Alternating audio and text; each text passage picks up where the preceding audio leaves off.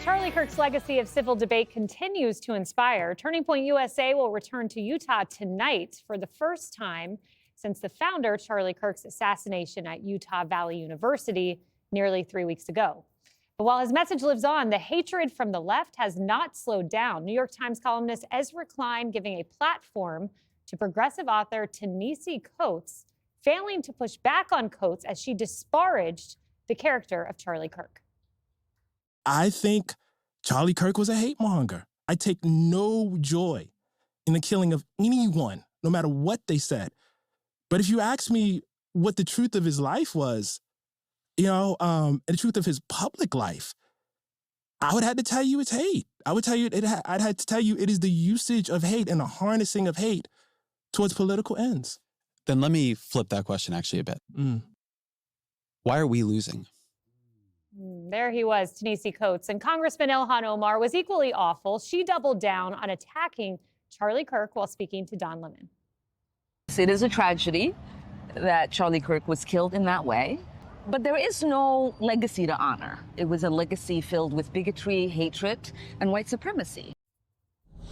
Dana, it's just crazy to me. You listen to those comments and you think about Erica Kirk saying, "I forgive you," and just the contrast. And in the way that, Erica Kirk was in the middle of the worst grieving that anybody could ever possibly go through. I think I was one of the people who said that with Charlie Kirk, I'm a creature of cable news. So I mostly saw his interviews on cable news. And it wasn't until I started seeing more of the videos where he did the one-on-ones at the college with the college students that I was very impressed. And then I heard lots of other people saying the same thing, people who are older, right, like my age, saying, wow, okay, look at, this is a guy who was willing to go out there and he prepared, he was ready to debate. And you could disagree with lots of things that he said. Hate, I don't see it. I think that they look for it. And I think that, like what Coates was saying, is exactly what Media Matters says. There's a through line here.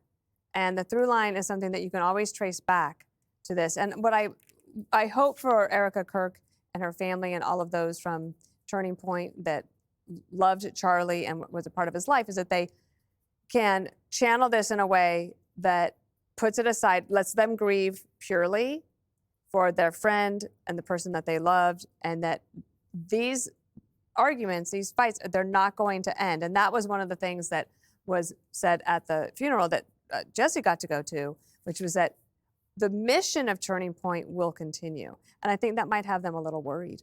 Yeah, Ta-Nehisi Coates, he seems like a lovely person. Click here to subscribe to the Fox News YouTube page to catch our hottest interviews and most compelling analysis. You won't get it anywhere else.